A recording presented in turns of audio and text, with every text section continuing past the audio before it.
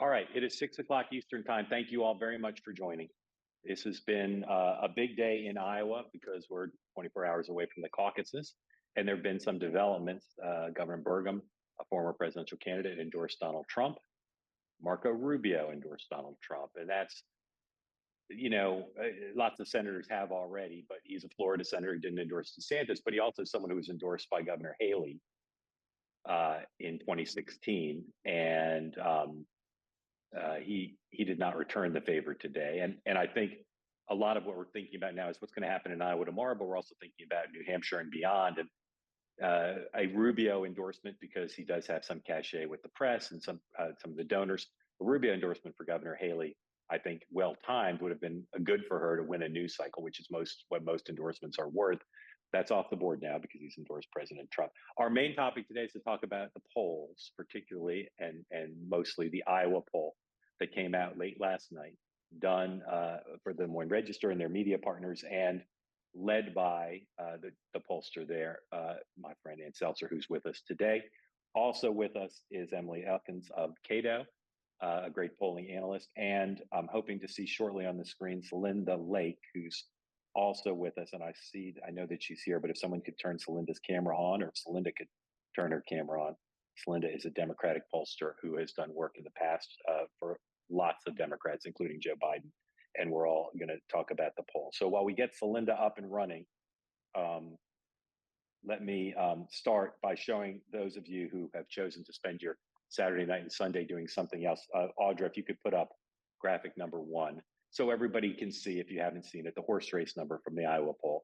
Not a huge surprise, that the horse race number. President Trump, 48%. A lot of discussion about whether he needs to get to 50 for some momentum reason. You see Governor Haley at 20% in second place, and then Governor DeSantis at 16, Vivek Ramaswamy at 8. And of course, given the way margin of error works, Ann's poll could be perfectly accurate, and you could still see DeSantis actually ahead. So I want to start, Audrey, you could take that down. Thank you. I want to start by asking Ann, and then Emily, and then again, Celinda, if we can turn on Celinda's iPad. And you've spent a lot of today talking about the poll with others. I'm wondering, just for your sort of 30,000-foot overview, what have people asked you? What are sort of your reflections on the poll overall now after sitting with it for a bit?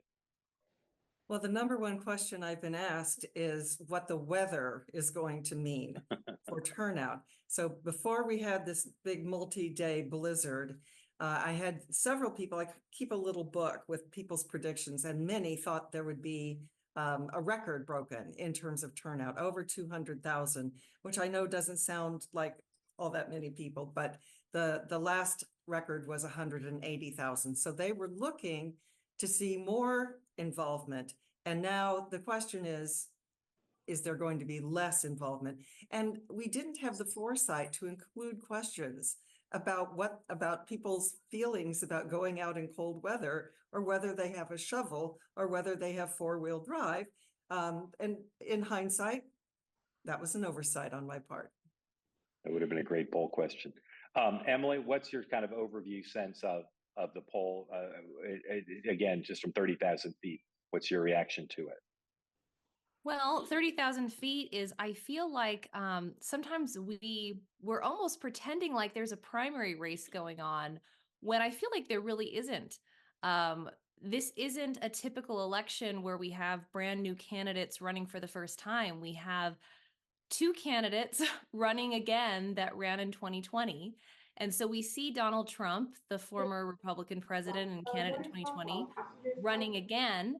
And he is just by far and away the most favored candidate, beating out the Nikki Haley and Ron DeSantis by, 25 points or so. And some people will say, well, this will be one of the, this is very uncommon for the leading candidate to beat out the second and third runner-ups by so many points. But this is a different kind of election because Donald Trump has already been president. And so sometimes I wonder, what is it that these other candidates are seeking to get, Ron DeSantis and Nikki Haley, when it seems so unlikely that they're going to achieve their desired goal? And perhaps what some people might be wondering is, well, why doesn't one of them pull out? And if it was just one candidate running against Donald Trump, how would they do? But none of these candidates are willing to do that. And so it's curious to see, how does this all shake out? Yep. Okay, Emily, thank you. Celinda, thank you for joining. Thank I you. know most everybody on here knows you're a Democratic pollster. I don't know the answer to this question. Are you working right now for either the Biden-Harris ticket or for the DNC on the campaign, or not at this time? I am working with the DNC for the campaign. Okay, great. Celinda, thank you again for joining us. I'd love to hear again your Thank you. 30,000 foot overview sense of the poll before we talk about some of the individual candidates. Great. And I'm speaking for myself, not the campaign here. Absolutely. Well, I think that I think both of my previous commentators said very, very smart things, which is I think that Trump is definitely the nominee. And it seems like he's right. He could shoot someone on Times Square. He could be indicted 91 times, and he's still going to be the nominee. And he has I think the most insightful commentary, Anne, was what you made in your article about intensity. And I'm sorry for the background noise. I just flew in on a very delayed, many changed flight. But I think the intensity and lack of intensity for anybody who's other than Donald Trump is one of the most important data pieces tonight. And the Donald Trump voters, as Democrats know, because they have Donald Trump voting neighbors in Iowa and New Hampshire, is that they'll stop at nothing. They'll argue, you crazy Uncle Joel, take over Thanksgiving dinner. They will argue and dominate a caucus in a way that I think no one ever has before. And it's different that way, Celinda, from 2020. I'm sorry, 2016, when the Trump campaign didn't seem to have much of a clue about the need to build up that kind of intensity and then how to deploy it in the caucus room on caucus night. And so there were reports of when the time came for a representative from his campaign to stand up and talk to the room and make their pitch. Sometimes, often, there was nobody from the Trump campaign who felt authorized to speak on his behalf. And now that's all changed. Now there is a precinct captain in every one of the 1,700 almost precincts that are out there. They've got special hats, so everybody knows to look at them, and they have been trained. So they are now the most caucus savvy campaign, I think, that's out there. And you, as you said, you didn't ask about the weather and four-wheel drive, but let's talk about President Trump and the question of, can he get to 50? We're going to take everybody's questions in a bit. So if you've got questions, hold them for now, but we will get to your questions. But I want to make sure everybody recognizes you'll get a chance to participate. And he's got the biggest horse race number of any poll, of any Iowa poll on the Republican side, beating George W. Bush's record from 2000. He's also got the biggest lead of anyone. Again, George W. Bush's lead was the biggest in the final Iowa poll. If you take into account the enthusiasm, if you take into account where you have his horse race number, again, you may not feel comfortable saying, but it seems to me he can get over 50. Given where you have him and given that his organization may well be able to increase the turnout there. Does that seem fair to you? That does seem fair to me. And we had him in our December poll at 51. So he's dropped a few percentage points, not meaningfully so, but psychologically, symbolically, to have fallen below the 51% which he got before. Is to say, that was a sign of invincibility. You get a majority. There isn't anything anyone can do. I would like to point out, Mark, that if you take Nikki Haley's number and Ron DeSantis's number and you add them together, it's only 36%. So Donald Trump at 48 is a third again as many people. So to me, it's hard to imagine any scenario, and especially given the intensity, that Donald Trump doesn't come out a winner. A winner, I was just going to say, I think one of the stories that Democrats have to be worried about, and one of the things that interested me most in your poll, Ann, and I've got to say, I think Ann is the most accurate pollster in Iowa by far, ever. She's a goddess, in my opinion. But the most interesting number was the number of new caucus attendees that Trump was mobilizing. Now, maybe we don't see them because of the weather, But Democrats need to be very concerned about that, because if we're having turnout problems and he's generating new supporters, first time supporters, that's a really bad scenario. Yeah. And- Celinda, I want to and ask, go ahead, Ann. Go ahead. And I anticipated that the non-Trump candidates would see that their only path forward was to go find first-time caucus goers, which was the Obama approach in 2008. That if he left the caucus going public to their own devices, Hillary Clinton was going to cream him. And so he went out and found a lot, 60% roughly on caucus night were there for the first time. Now, I don't anticipate we'll see that, but I think the people who thought Donald Trump he had everybody he was going to get. That might be true, but he was able to get some non-caucus going people to show up Right. and demonstrate a Right. show of force. Celinda, I want to ask you a question, and then Emily, about the expectations game. I think the Trump people have played this balance that almost every campaign you've worked on has to. You want to be the train leaving the station. You want to show momentum and confidence. But Trump himself and his campaign have been very careful to say, we don't have this in the bag. You got to turn out. I'm just wondering how, first you and then Emily, how you'd appraise the job they've done in that perennial balance between confidence and making sure people aren't complacent. I think they've done an excellent job. And I think one of the things that's been really tough, and Emily was talking about this before, for the second runners, they're playing the horse race game too, and they're saying they're ahead, they're behind, they're going up, but in fact, ahead is by 2 points. So these results their supporters are gonna be disappointed in those results no matter what happened. I've been very interested, particularly in the Haley campaign, and you can speak to this better in Iowa than I can, but certainly in New Hampshire and elsewhere, Haley has started to mail and solicit support from voters pretty deep into Democratic circles. I mean, she's appealing and emailing pretty consistently women voters who are Democratic primary voters. Now, we might think she's the best of a bad lot, but we're not going to vote for someone when we're completely united behind the president, someone who doesn't remember that slavery was the cause of the Civil War, for God's sake. And where do you think, have a pro-choice position? Sorry, Celinda, where do you think they're getting those lists? Do you have a sense of what lists they're using? Oh, they're all commercially available. I could get them right now. Yeah, but I'm saying, do you have a sense of, are they buying Emily list? Are they No. buying I think they're just the buying voter file? the voter file, and I have no knowledge.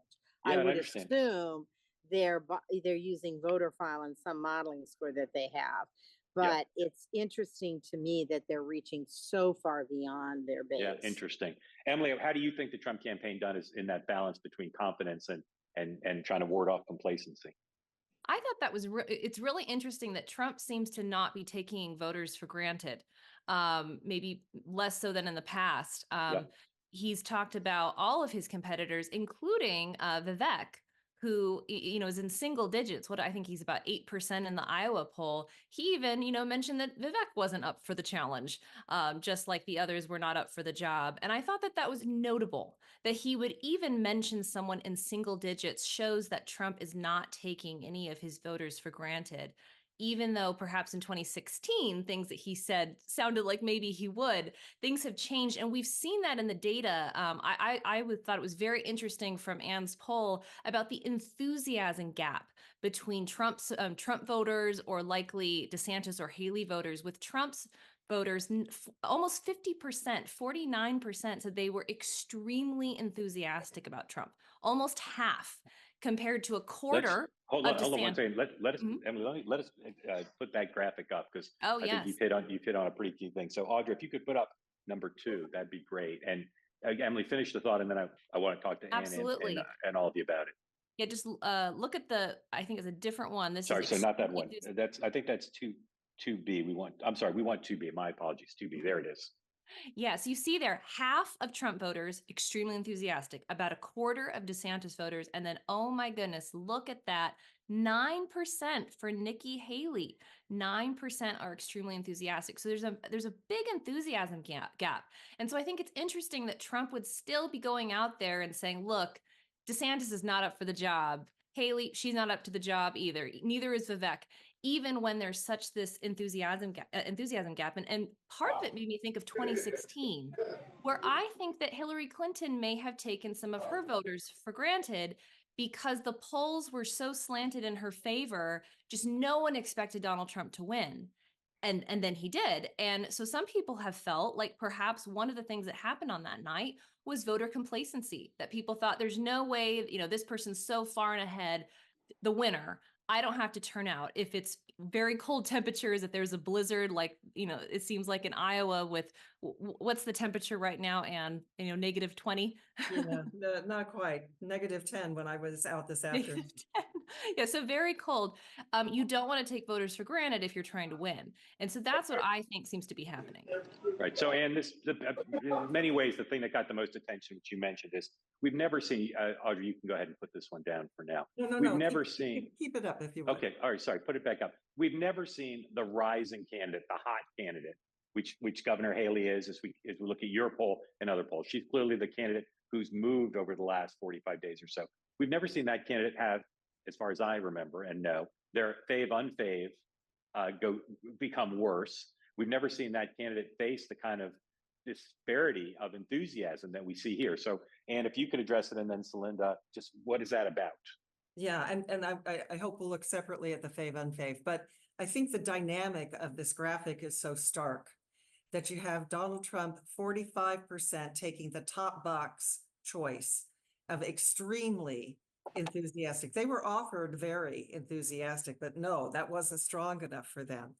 And DeSantis gets not even half that many of his supporters describing their enthusiasm that way. And Nikki Haley, it's not even close to half of what DeSantis gets. So it's this giant gulf in terms of the top box. But look at the bottom two boxes. The 49% of Nikki Haley supporters who say they're mildly enthusiastic, so, plus 12% saying they're just not that enthusiastic about her. So that's 61%. It's like the craziest thing. It's one of the craziest poll things I've ever seen. Again, for a rising candidate. For a rising candidate. And I think this links back to the crossover voters, the people who are currently identify as Democrat or are currently registered as Democrat, who met our criteria as a likely Republican caucus goer. They can change their registration on caucus night, so they're eligible to do that. But I think they are there, not because of an attraction to Nikki Haley, but because of an aversion to Donald Trump. So if you're a registered Democrat and you're going to the caucus, what is your enthusiasm supposed to be? It makes sense. High. Celinda, above 40%, you can take the graphic down now, Audra, thank you. About 43%, I think it is, we don't have a graphic for this one, of Haley supporters say in the general election, if it was Trump-Biden, they'd vote for Biden. Right. Anne pointed out earlier that that's not a question that's normally asked, but I find that to be stunning too. And I suspect the Trump campaign will start using that as a talking point to say she's a Soros-backed, Democratic-backed candidate. I'm wondering how novel you see that result as being. Well, the right-wing operations already called her a rhino. They've already been on that, but now they've got proof from her support. Right. I think the other thing that's interesting for your listeners, excuse me, is frankly, this shows how difficult it is for a woman to get through the Republican primaries and caucuses. And that's true down the ballot. It's been camouflaged because lately the Republicans have been nominating women because frankly, they didn't care if they nominated Martians, if they could win. But the Republican primaries have been notorious, and including the evangelical base, where Haley is particularly weak, of not liking women candidates and being less enthusiastic for them. And it is a primary electorate that's often 55%, and this is a caucus, of course, but 55% male, and a huge proportion evangelical, even as the evangelicals have receded. So I think that's an underlying thread here, too, that it's very interesting because, I think it's very unusual to have a rising star have this little enthusiasm. Yeah. Emily, what do you Celinda, think of that dynamic? Go ahead. I'm a little bit, so I'm a little confused because it does seem that there are some female Republican candidates or public figures that have received a lot of support. Like Sarah Palin is someone that I'm thinking of, that the very people that are kind of the very conservative base that's probably most excited about Trump also really liked Sarah Palin. So it's not as clear to me that it is about gender. But I have observed that Nikki Haley does better with moderate voters, like disproportionately better with moderate voters. And, perhaps some of that is just reflective of her policy differences with someone like Ron DeSantis. I mean, if you look at national polls, and you compare how she's doing with moderate voters versus very conservative, still Trump is leading among Republican primary voters, but she's doing twice as well with moderate Republicans than she is very conservative Republicans. So I wonder for her if it's just her, unique mix of policy positions and foreign policy stances have just made her more appealing to a more moderate group. And since that's not the base of Republican primary goers, especially caucus goers, that it's harder for her to gain traction. And again, especially in this really unique environment where a former president is running again. Yeah, I think you raise a good point, but she is gaining traction and not gaining enthusiasm. That's what I find unusual. That's the conundrum.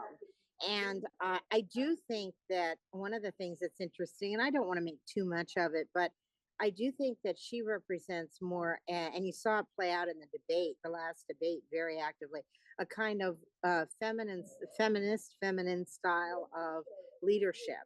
And DeSantis represents more a masculine style of leadership.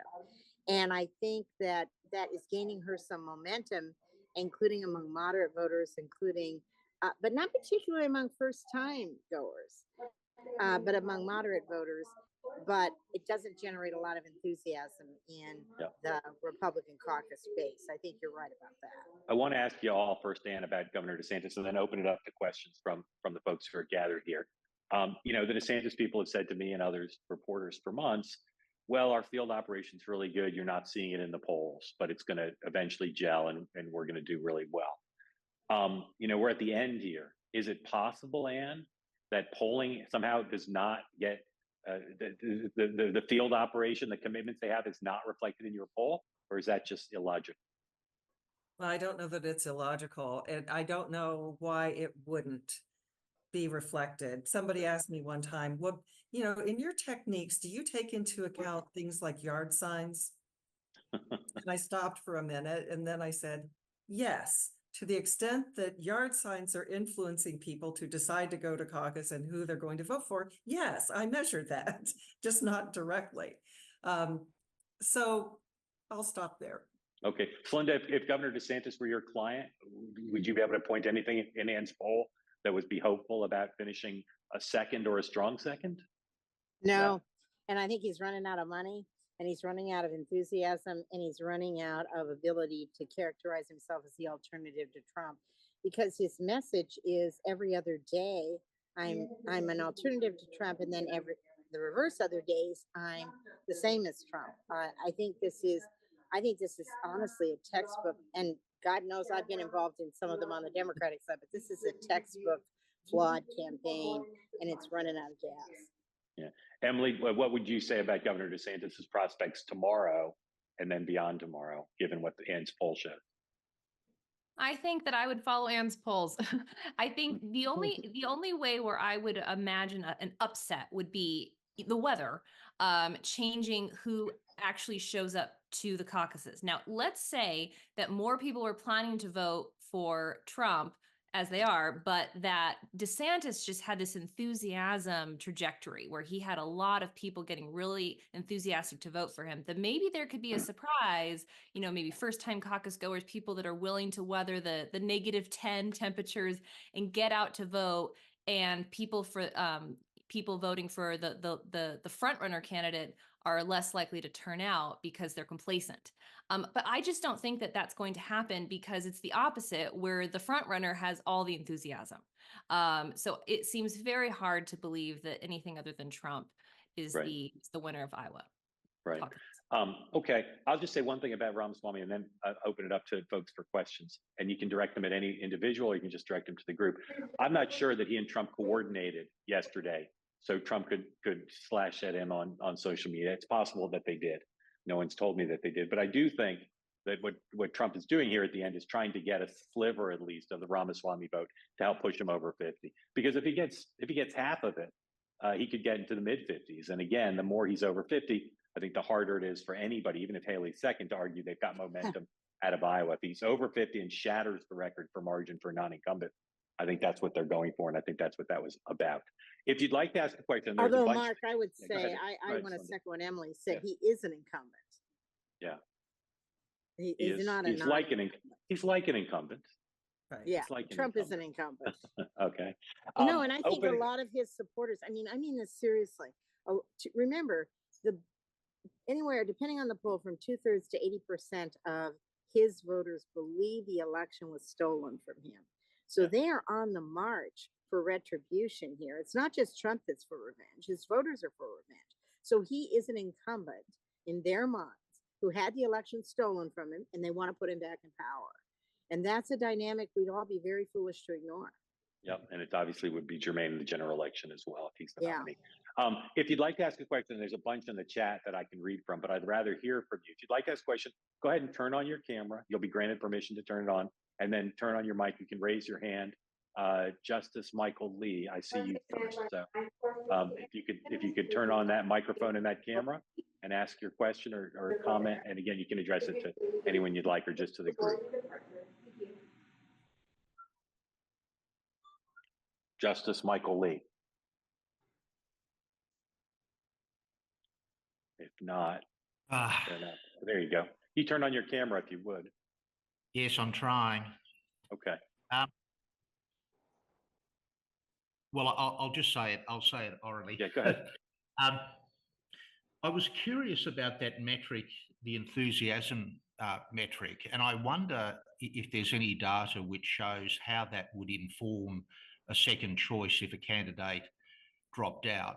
That is, presumably, the more enthusiastic someone is about a particular candidate, that may well affect the likelihood that they would shift their support to another candidate if that candidate dropped out. And I was thinking in particular of Governor DeSantis. So you mean beyond Iowa, if he gets out, Yes, what yes. happens? Yeah. Any of you want to address that? What do we know, and from your data, about where DeSantis people would end up, say in New Hampshire, where he's got small support, but not nothing? I don't really have data that directly speak to it because we can only look at the enthusiasm of people's first choice if there are enough of them to make a group a solid group. So I can't even tell you much about the enthusiasm among people who are supportive of Vivek Ramaswamy because it's fewer than 10% who are Right. there. And the people who tend to drop out are people who are polling in those low numbers. Right. So I have no data that speaks to it. Okay, I Emily or think Celinda? the other thing you have to look at is what the candidate does. I mean, DeSantis at this point, does he, I think he said he would endorse Trump, and correct me if I'm making a mistake here. So if he endorses Trump, if he's making a play for VP or something, which I think is unlikely demographically, but let's say he did, that, a key state governor, that would be a different issue. So I think candidates dropping out, it doesn't depend so much on their enthusiasm, honestly. It depends on what they tell their enthusiastic supporters to go to. Right. Well, he's not going to end up on the ticket, not just because the two of them don't like each other much anymore, but Right. they'd have to give up the electoral college votes of Florida for the Right. bottom of the ticket, and that's too big a risk, I think. Emily, do you have anything you want to say about this issue of enthusiasm and second choice? Well, I was thinking more of it beyond just enthusiasm, but like if someone drops out, where do their voters go? And I think we do have some data on this, on who's your second choice and your third choice. And one thing that stood out to me is how much both DeSantis and Nikki Haley's favorability numbers have suffered during this fight with each other. Trump doesn't show up to the debate, so he's not there to really kind of be in the fray with them. And so Nikki Haley's favorability, and Anne and Celinda, please let me know if I'm remembering this correctly. It's almost even, with just about as many Republican voters favorable of her as unfavorable, and that's really changed in the past couple of weeks as she and DeSantis have sparred. And so I think that if Haley were to drop out, or if DeSantis were to drop out, it's not clear where exactly their voters would go because they've been in such a fight with one another. Emily, I think that's spot on. And I was hoping we'd have a chance to talk about that, because Trump's number favorability is actually down a little bit. It's still a good number, 69% favorable, 29% unfavorable.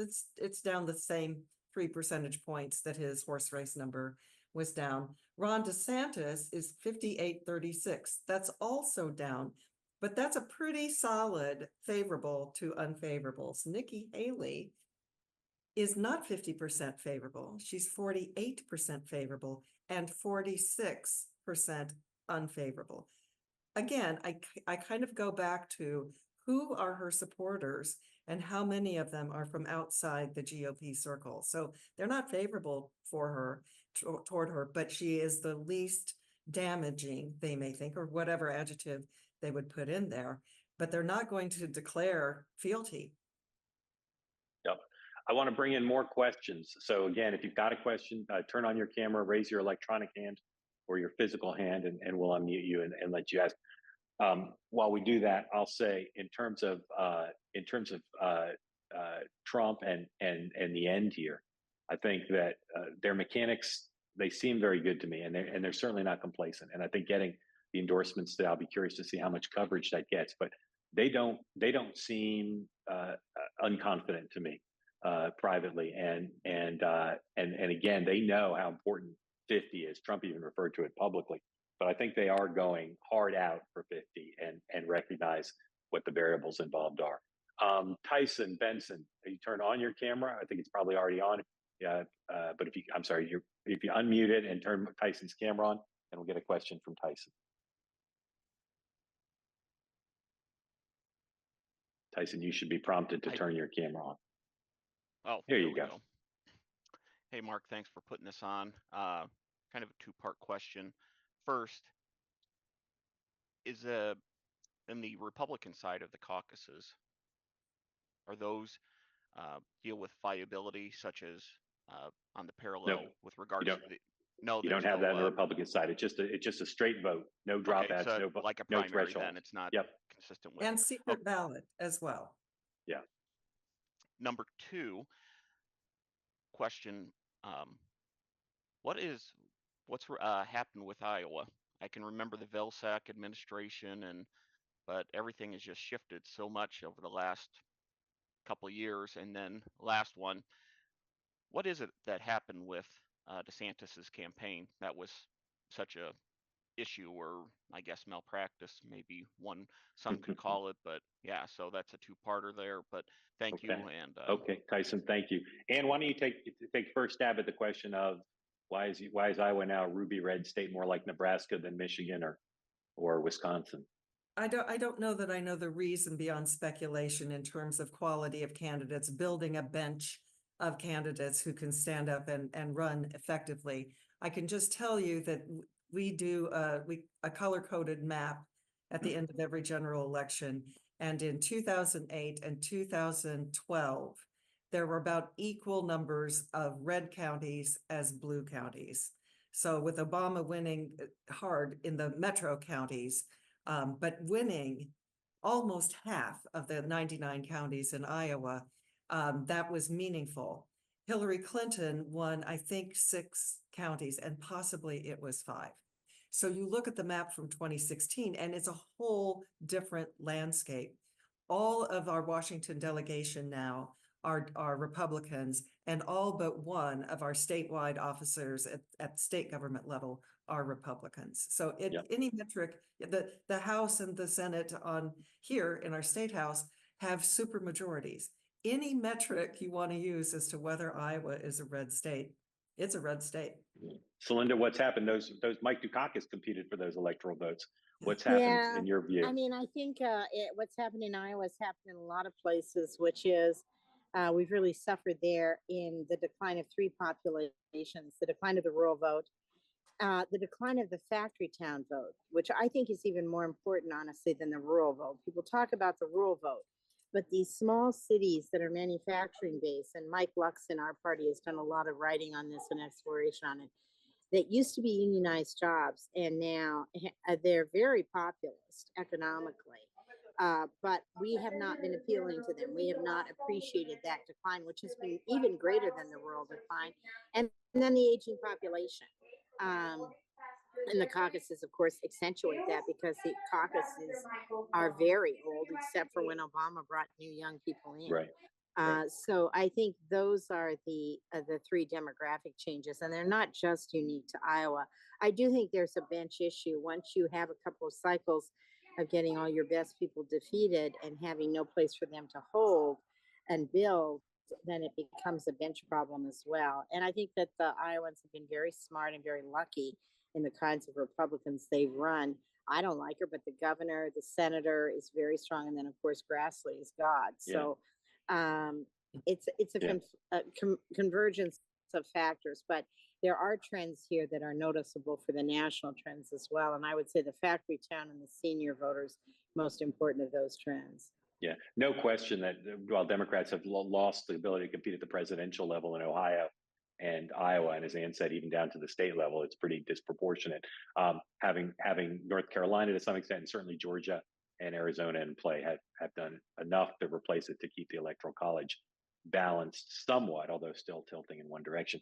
Emily, why don't you take a stab at writing your version of the short version of the DeSantis political obituary? There's no doubt that door knocking effort has been extensive. He's been to all 99 counties. He went all in on the state. What's your sense of why he's not doing as well as obviously most people think he'll need to tomorrow? Well, that's the hardest question you saved for me. It's just hard to say what candidates resonate and which candidates don't. There will be some candidates that on paper just seem spectacular and that they should absolutely win, and then they just fall flat when they get out there, when they get outside their state.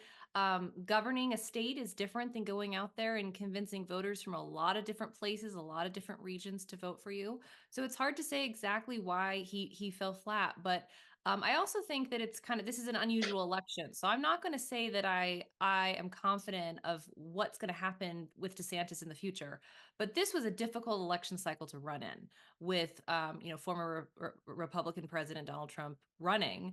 And to Celinda's point, many of his voters view him as an incumbent that had the election stolen from him in their view, and they're just trying to put him back where they believe he belongs. And that those individuals may have voted for DeSantis in a different election cycle, but right now they're not going to. And so it's hard to say what's going to happen with Nikki Haley and Ron DeSantis's political future, but this was a difficult election cycle for anyone to be running in. Yeah. Mark, Eric, go ahead. If I could ask Emily or Celinda, and Mark, maybe you have a thought on this. A TV crew from Miami came to talk to me a few weeks ago, and they mentioned that Ron DeSantis campaign said they were going to knock on 1 million doors in Iowa. And I thought, okay, well, let me go to the census. We have 1,274,000 households in Iowa. So is it possible, campaign tactics, to do that? And if you can't do it, why would you say it? I think what they meant was they were hitting some doors 6 times, so they weren't knocking on a million individual doors. Not at the same time. No, just coming back again and again. I mean, I think it's hard to know whether the data they represent is fully accurate, but I do think they knocked repeatedly on the universe of folks who they thought they could get. David Polyansky, who was at the super PAC, then shifted to the campaign, is as good an Iowa operative as you'll see. Jeff Rowe, who did the Cruz campaign and successfully won in 2016, was involved in the super PAC up until recently. So I think they knew the universe of potentially gettable voters, and I think they knocked on those doors multiple times, but apparently not necessarily successfully. Let's I go ahead, think, Celinda. we have a saying in our party, and I'm not an expert on Republican primaries or caucuses. So, Emily, you not only got the hardest question, which I agree, but you also got the one you're the only expert on, at least from my perspective. But I think we have a saying in our party that sometimes it's the pizza and it's not the box. Uh, Iowa is a very intimate campaign style. And I just think Ron DeSantis fell flat in terms of understanding the state or being liked by the state or relating to the state and relating to people. I think there's a flaw here in the product. And it seems, I don't care how many doors you knock on, if you're selling bad pizza, Celinda, people are gonna go to Domino's. Celinda, you know who agrees with you? Who? Donald Trump. I Well, think Donald that's Trump's, true. There you go. I think Donald Trump's God prescription forbid. of what One thing we is agree on. exactly. Eric Euland, if we can bring Eric back on to ask a question, I saw him up there with his hand up. So Eric, if you can turn your camera and your mic on, we'd love your question.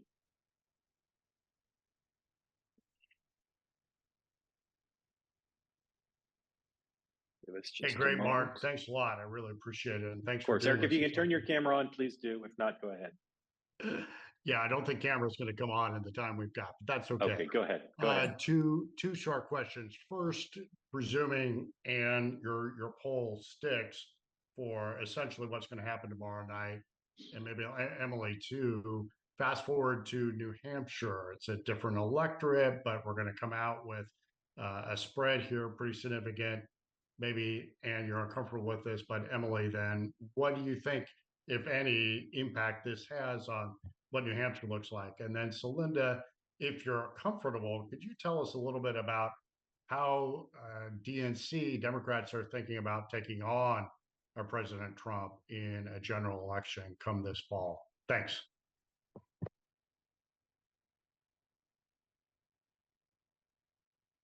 Ann, you want to go?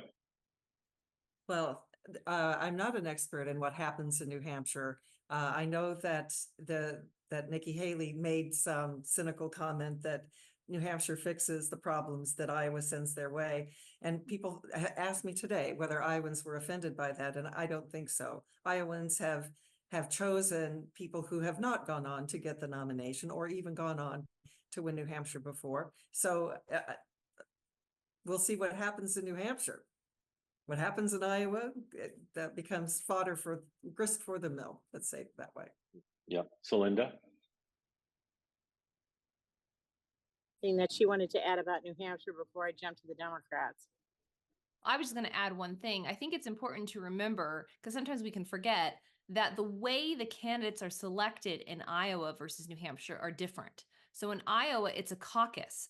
So you've got people that are gathering together and voting for their candidates, which is different than a primary, which is how New Hampshire selects their candidates. These are people going to the polls to select their candidate.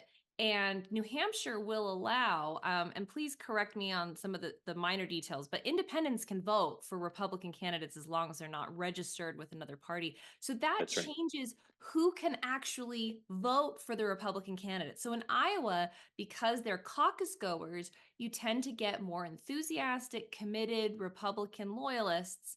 Whereas in New Hampshire, you can have people that are more loosely affiliated with the Republican Party, more moderate independent voters. And I think you can see how that's going to favor very different candidates. And given that Nikki Haley has had more success, disproportionately a little bit more success compared to other states with moderate voters, she's probably banking on New Hampshire. Now, again, she's probably not going to win New Hampshire, but she might do a little better there than she would perhaps in some other states. Yeah. Let's bring in Dan for a question, and then I want to look at some national polls that came out. Mark, if I can answer the question ahead, for the Democrats. So, oh yeah, I'm sorry, I apologize. And I'm not speaking specifically for the campaign, but I would say this: I think the roadmap for victory in November has been laid out already. The president, in a series of speeches, has laid out a very stark contrast on the threat to democracy and the soul of our nation. Has laid out a very stark contrast on the economy and his accomplishments and who's benefited from those policies. By far, we talked about other polls here, Mark, and I think the most disturbing one is the poll that shows significantly more general election voters think they will be better off under Trump than economically than they will be under Yep. Biden economically. And that we've got to turn around. I couldn't agree with you more, Celinda. I'm going to show that data in just a minute. I want to, if we can bring Dan up for one more question. Sure. I think it was Dan. And I hate to bring up another Iowa poll because this one was not done by a goddess, but the Emerson poll just came out, their final Iowa poll. And I don't know if you'll like this or not, but it's pretty much in line with you. They have Trump at 55, Nikki Haley at 21, Ron DeSantis at 15. So that's in the ballpark of the margin of error, I think, for all three candidates where you are. So inferior product, but still. I haven't seen it. It just came out. It literally came out while we've been talking. So. Oh, good. Okay. Differing approaches, differing methodologies. Yep. Understood. But they lucked into matching you. So that means they could be right. Can we bring Dan in? I think it was Dan who had a question for one more, and then I want to show these national polls. Someone else who has their hand up. Mark, can you hear me? Yes, go ahead. Okay. One thing, I do not believe that any GOP was going to beat Trump. As long as he was considered the restoration candidate, I don't blame nobody could have done it. So that's it. And just a point going to the general election, or the Dems need a salesman. Trump on the other day on Fox, he claims the stock market is going up because he's perceived to be the winner. Now, this is a guy, that salesman. Now, and I'll leave with the final thing. A real Hail Mary, you need a good salesman on the Dem side. Biden picks Chris Christie as VP. That's my long shot for the day. Thank you. Okay. Celinda, feel free to explain why the Democratic Party would be ripped apart if President Biden replaced Kamala Harris with anyone, let alone a white male Republican. Yeah, exactly. It's not a Hail Mary. It's a step into hell as far as Democrats are concerned. I mean, Democrats like our vice president. We're proud of our vice president, and the base of our voters are younger, or used to be anyway. They're women, they're people of color. You would rip out the soul of the Democratic Party. It's inconceivable. It's absolutely inconceivable. And Joe Biden has no desire to do that. He's proud of his vice presidential. Thank you, Celinda. I hope everybody listened to what Celinda said and stop asking me that very question all the time. Because now, Celinda mentioned a category of poll question that I don't really remember being asked over the years very much, but pollsters have started to ask it. Two new national polls out today, one from ABC, one from CBS. Audra, if you could put up graphic number 4. I think this question and questions like it are the most dangerous to the incumbent and give the Trump supporters, I think, the most hope. Would the policies of Biden or Trump make you better off or worse off? Biden wins 21% of likely voters say that Biden policies would make them better off. 49% of Trump voters. I find that to just be, as Celinda, I think, suggests, and Celinda will correct me if I'm misreading what she said. I find that to be something that has to turn around. He can talk about democracy and Dobbs all he wants, but if that disparity continues to exist, I just can't imagine that he could win. And more generally, Audra, number 6, please, if you'd swap out this one for number 6. Wait, before you move off that poll, go ahead. Mark, I just want to clarify one thing that you said, because I think it was just a slip of language. These are all voters. So all voters, 21% say I will be better off if Biden wins. All voters, 49% say I will be better off if Trump wins. And I know that's what you meant because we've been back and forth on these numbers, but I just want to clarify for your listeners. Absolutely. That's what I meant to say, and if I slipped it and didn't say it right. Still a huge disparity. And then, Audra, if you could switch to number 6, please. There you go, number 6. So this is the Biden job approval versus Trump retrospective job approval. Do you approve of the job President Trump did? This is from the ABC poll. The previous was the CBS poll. And again, you can take it down, Audra. Thank you. I think President Biden can win a Biden-Trump general election with a low favorability rating. I think he can win it with a job disapproval, et cetera. But I think those numbers, Celinda, you first, I just don't think those numbers, he could win if those numbers don't change at least somewhat.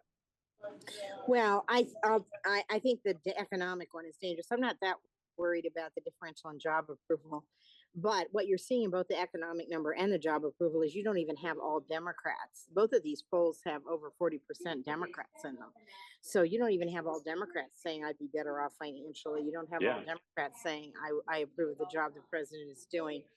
If you'll remember, I mean, what this is shaping up to be is a very unusual election like 2020, where the issue is not going to, the only way we win is if the issue is not the, well, there are two incumbents, but if the issue is not the incumbent, but the issue is Trump. And right now, a majority of voters say that their vote is probably going to be determined by Trump.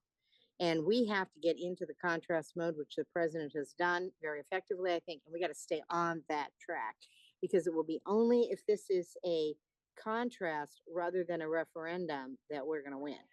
Yeah. Can I Emily, add what do to you think of Celinda's these point? economic numbers? Please do. Please do. Oh, I want to talk about that too, but I want to just add something to Celinda's point about how much this election is about Donald Trump. So Biden voters, when you ask them, are you voting for Joe Biden or against Donald Trump? They said, I'm voting against Donald Trump. And then if you ask Trump voters, are you voting for Donald Trump or against Joe Biden? They say, I'm voting for Donald Trump. So in both cases, both the Democrats and Republicans, they're thinking about Trump rather than about their respective candidates. And so I think that's part of what makes this election so interesting. Another thing, kind of to get back to those economic numbers, and also a slide you showed about retrospective job approval for Donald Trump. I don't know if you can bring that back up or not. Audra, can you bring back number 6? If you look at that, those numbers, what is something like 53% disapprove. Oh, good, I remembered. 41% approve. Again, more people disapprove than approve, but these numbers are a little rosier than they were right before Trump left office, especially after January 6th, approval dropped off.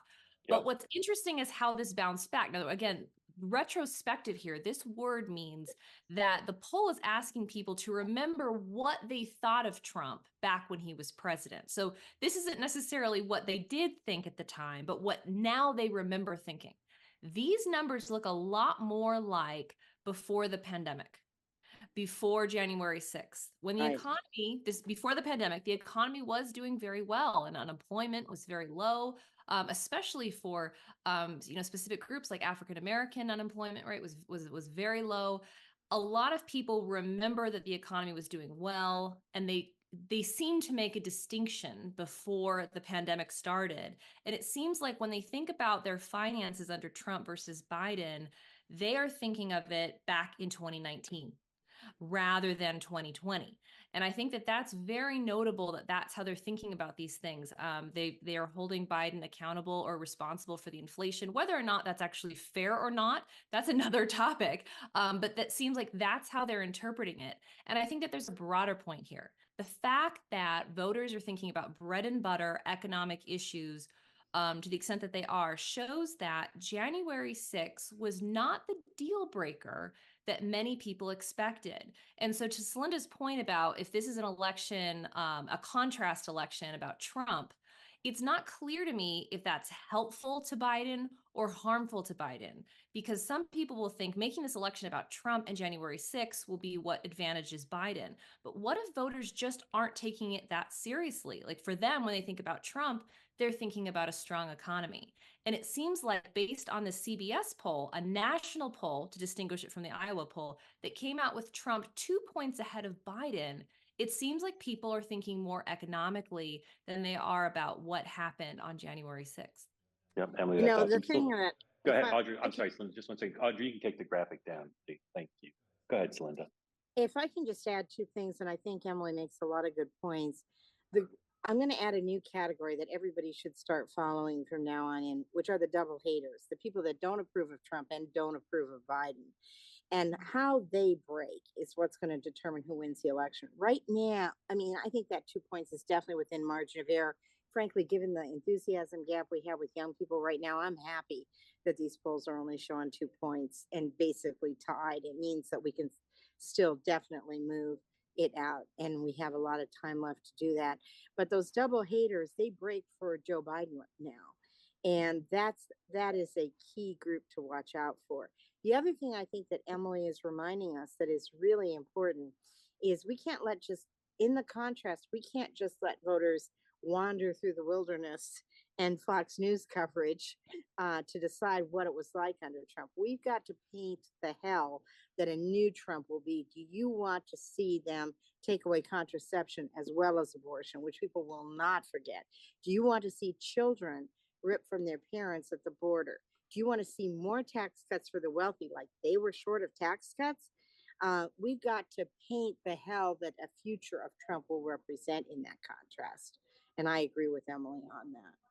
And I Okay. think Celinda's right Go ahead. about that, Go that ahead. talking about those policy issues during the Trump years and saying, yeah, you remember a couple of years ago, but don't forget about those things that happened a couple of years ago. I think that that's really smart, very interesting. And also, I love how you describe it, Celinda, as the double haters. What's so interesting about this election is that majorities of Americans have unfavorable views of both candidates, of Biden and of Trump. And this reminds me of another election, 2016, in which a majority of voters had unfavorable opinions, majority of Clinton and of Trump. This is not normal. And we've forgotten that this is not normal because it's become so common just lately. But it wasn't that long ago that voters actually liked the candidates that were running. And so we're in this very weird territory, which is, how do voters select a president when they don't like either candidate? And that's where we are. We got just a few minutes left, and we always end on time. So I want to do a couple things. First, and I've been in Iowa when it's been zero, but tell everybody what zero feels like. If people on here who've never been in zero, what does that feel like? Well, it's not only below zero, you've got the wind chill. It is just the people that the person on the street interviews are doing. You see people almost shaking. You are not to be outside for more than 30 minutes, we're told, or frostbite will set in. So the National Weather Society or Service said this is life endangering cold. That's serious. Yeah. I've yet to see, maybe somebody's done this. I want to see some reporter do the equivalent of like frying an egg on an Arizona sidewalk, like bring some water out or something, watch how fast it freezes. I don't know. I want to see something gimmicky. I have to tell you, I'm a little bit nervous about doing a hit on NBC tomorrow because they're on the roof of the Iowa Historical Building in a tent. That's a windy place up there. I've been on that roof. That's windy. Good So luck, Ann. We'll Dress see if warm. I survive. Dress warm. Let's just go around. Emily first, then Celinda, then Ann, because Ann may not want to engage on this because it's outside her lane a little bit. Let's say Trump's at around 50 and just above 50, and Haley is in second. And again, just doing the math, if she's second, she's going to be at least in the mid-20s. How do you think the people who get to determine the message, the headline writers, the TV pundits, Emily, is that story just about Donald Trump, or is that story about a two-person race, do you think? I think that people are desperate to make it a little bit more interesting than just about Donald Trump, but I think that's really what it is. Yeah. Celinda, if that's the result, is it a two-person race for the media, or is it Trump's dominant? It's a two-person race for the media, but it's not a two-person race for Republicans. Yeah. Ann, do you want to weigh in on that? No, I think Celinda got it exactly right. Yeah. Okay. And what if DeSantis is in second? There are some people now saying that if Haley's not second, given Ann's poll and given her momentum, that hurts her for New Hampshire. What do you guys think about that? I don't think it does. I don't think it does, because New Hampshire takes pride on itself in disapproving of what Iowa does and contradicting Iowa. And the other thing that's different about New Hampshire is it is one of the states, and I know there's some flaws to this theory, but I of course, am always very interested in the gender thread that we pulled through this. Iowa is a state that Republican voters in Iowa are tough on women, although they are nominating a woman governor pretty repeatedly and a lot of women and a woman senator. New Hampshire is a state that likes women candidates, and that's on the Democratic and the Republican side. So right. I think between the contrarianism and the liking of women, I'm not sure that it affects her that much, but I'm not sure it matters that much. Okay. I advertised you three as three of the best pollsters in the country, and I'm glad to say that you proved it in spades here with the group. So thank you, all three of you, for making time. We'll get you the video, and grateful to you for talking to each other and for talking to the community here. So thank you. We'll be back here tomorrow night. We're still working on our exact plan, but we will have caucus coverage, a chance to watch with the two-way community, and you'll be getting an email from me explaining when we'll be on and how you can participate. And you three are welcome to join us too if you'd like to sit and watch TV with me tomorrow night if you got nothing better to do. And that'd probably be the only standard by which you would make time to do that. So thank you again, Celinda, especially to you, because I know you're traveling, and we did you a Thank favor you. by keeping you inside. And Emily, thank you. Thank you all for watching. We'll see you again right here tomorrow. Some bad time, some bad channel to be determined. Thank you all again. Have a good night. Hey, Mark, thank you for your great questions, and thanks for Thank this you. great panel. Thank you all.